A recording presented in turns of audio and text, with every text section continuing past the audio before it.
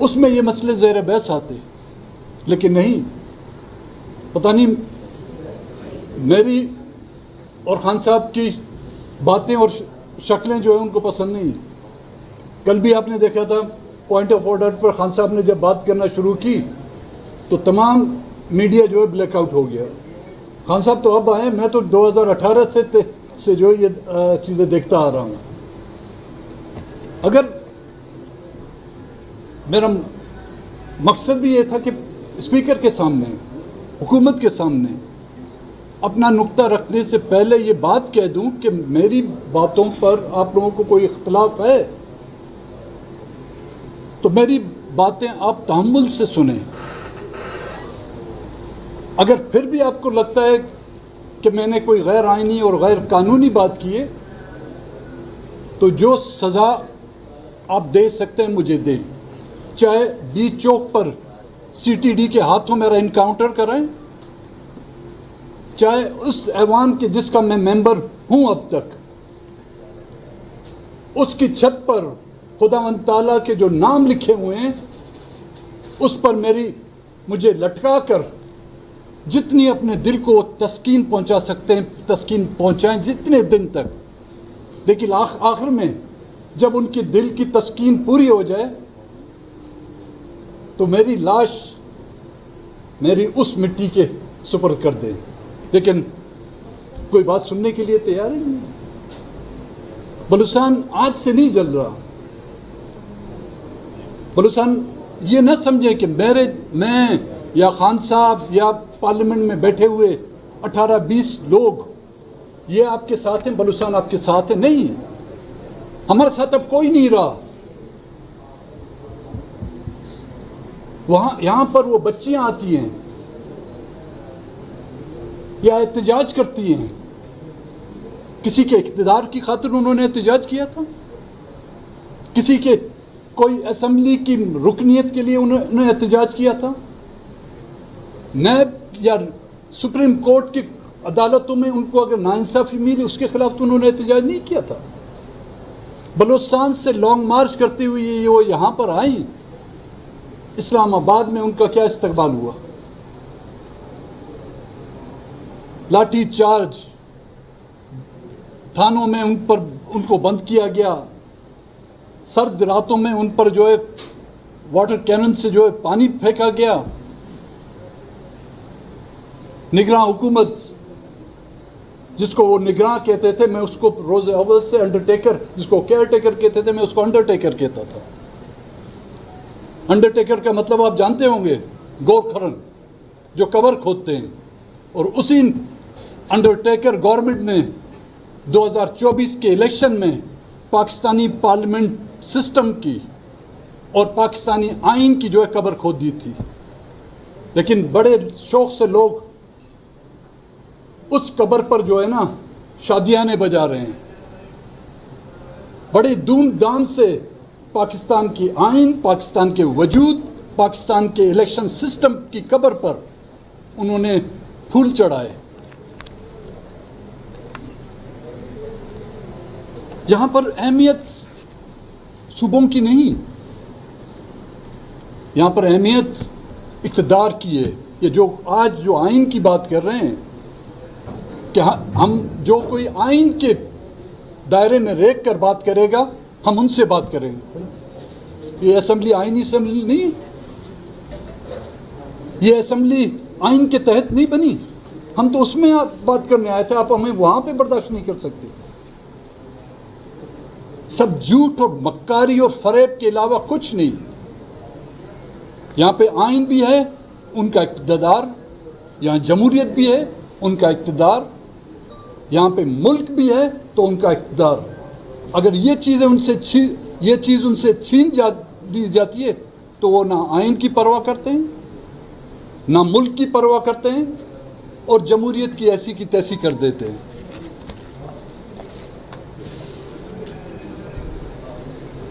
Apex committee کی meeting کوئٹے میں بلائی گئی، ہمیں دعوت دی گئی تھی۔ اب حیرانگی اس بات کی ہے کہ 75 سالوں میں جو بات ہم ان کو سمجھا نہ سکے، اس پارلیمنٹ میں 2018 سے میں اس کا رکن ہوں. مجھ سے پہلے بھی کئی بلوچستان سے لوگ آئے, انہوں نے بھی یہاں پر ان کو سمجھانے کی کوشش کی. 75 سالوں میں ہم آپ کو وہ سمجھا نہ سکے, یا تو پھر ہمارے سمجھانے کا طریقہ ٹھیک نہیں, یا پھر آنکھ عقل سے جو ہے عیار نکلے ہوئے ہیں. میں نے ان باتوں کی نشاندہی جو آج بلوچستان کے حالات ہیں, کئی سال پہلے ان کی نشاندہی کی تھی کہ جی بلوچستان جل رہا ہے, لیکن نہرو میاں جو ہے یہاں پہ بانسریاں بجاتے تھے. میں کہہ رہا تھا بلوچستان آپ کے ہاتھ سے نکل رہا ہے, لیکن کسی کو کوئی پرواہ نہیں. میں خود تقریر تو میں بڑی لمبی چوڑی کرنے کے لیے آیا تھا, ابھی تقریر کا وقت نہیں ہے. خود اس ریاست سے, اس ریاست کے اداروں سے, یہاں کی پولیٹیکل پارٹیاں چاہے جو بھی ہوں, جو آج اپوزیشن میں ہیں یا جو اقتدار میں ہیں, یا کل جو اپوزیشن میں تھیں آج اقتدار میں ہیں, میں مایوسی کے اس حد تک اب پہنچ چکا ہوں. چاہے اس ملک کا آئین, خان صاحب میرے محترم ہیں, بزرگ ہیں, میرے بھائی ہیں, وہ شاید ابھی تک اس امید سے ہیں کہ اس سسٹم سے, اس پارلیمنٹ سے, ان پولیٹیکل پارٹیوں سے ہمیں کچھ ملے گا. میں ان کے لیے صرف دعائی کر سکتا ہوں کہ خداوند تعالیٰ ان کو اپنے اس آئین کو مضبوط کرنے میں جو ہے ان کو خداوند تعالیٰ جو ہے ان کو اور حوصلہ اور صبر دے. آپ یہ بتائیں, ہم نے اس ملک کے کون سے ان اداروں کے دروازے نہیں کھٹکھٹائے؟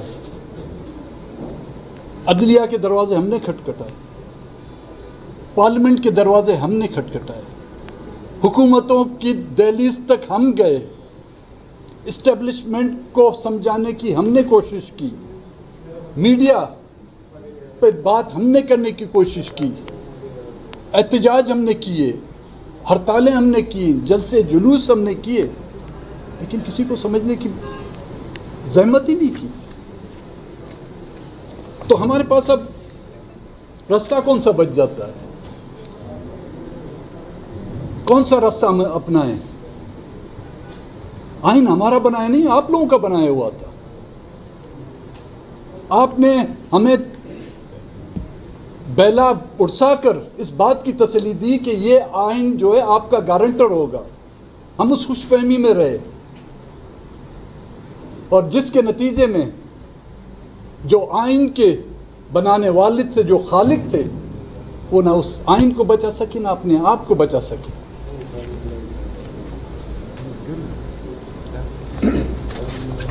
جب 4 ووٹوں کی ضرورت ہوتی ہے تو کوئٹہ میں آ کر اختر مینگل ان کو یاد آتا ہے, اس کے ساتھ معاہدات طے کرتے ہیں. جب 4 ووٹوں کی ان کو ضرورت ہوتی ہے تو اختر مینگل ان کی نیگوشیشن کمیٹی کا جو ہے چیئرمین مقرر کر دیا جاتا ہے. جب 4 ووٹوں کی ضرورت ہوتی ہے تو وہاں پر جہاں پر کمیونیکیشن, بلوچستان کے علاقوں میں کمیونیکیشن سسٹم ہی نہیں ہے, وہاں سے اختر مینگل کو وہ ڈھونڈ نکالتے ہیں.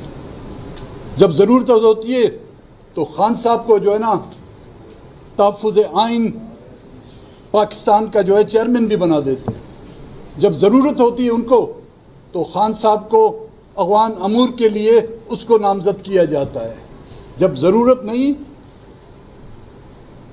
تو پھر آج ہم دیکھ رہے ہیں ہم 2 اکٹھے کھڑے ہیں, نہ یہاں پہ پی ہے, نہ یہاں پہ ٹی ہے, نہ یہاں پہ این ہے, نہ یہاں پہ نون ہے.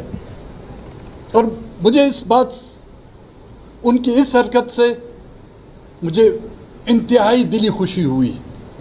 جو مجھ جیسے بدبخت یا عقل سے عاری ابھی تک امید رکھے بیٹھے تھے کہ وہ ہمارے مداحوں, ہمارے درد کے مداح ہوں گے, یہ غلط انہوں نے آج خود ثابت کیا. کہتے ہیں کہ جی ہم بلوچستان میں یہ جو واقعہ ہوا بڑے ہی دل خراش واقعہ تھا, جس میں معصوم لوگوں کی جانیں گئیں. لیکن یہ نوبت آئی کیسے بھائی؟ میں نے اس وقت 2022 کے الیکشن میں کہا تھا کہ جو نفرت کے بیج آپ لوگ بو رہے ہیں وہ اس حد تک آگے جا رہی ہے، پھر ہم اس کو کنٹرول نہیں کر سکیں گے، اور آج وہ وقت آ گیا ہے۔ اب بلوچستان میں آپ پھر ایک ملٹری آپریشن، پہلے والا ملٹری آپریشن آپ نے ختم کب کیا تھا؟ آپ یہاں پر میڈیا کے لوگ بیٹھے ہوئے ہیں، ذوالفقار علی بھٹو کے دور میں 1973 میں جو ملٹری آپریشن شروع کیا گیا تھا، جمہوریت کے لبادے میں اڑا ہوا،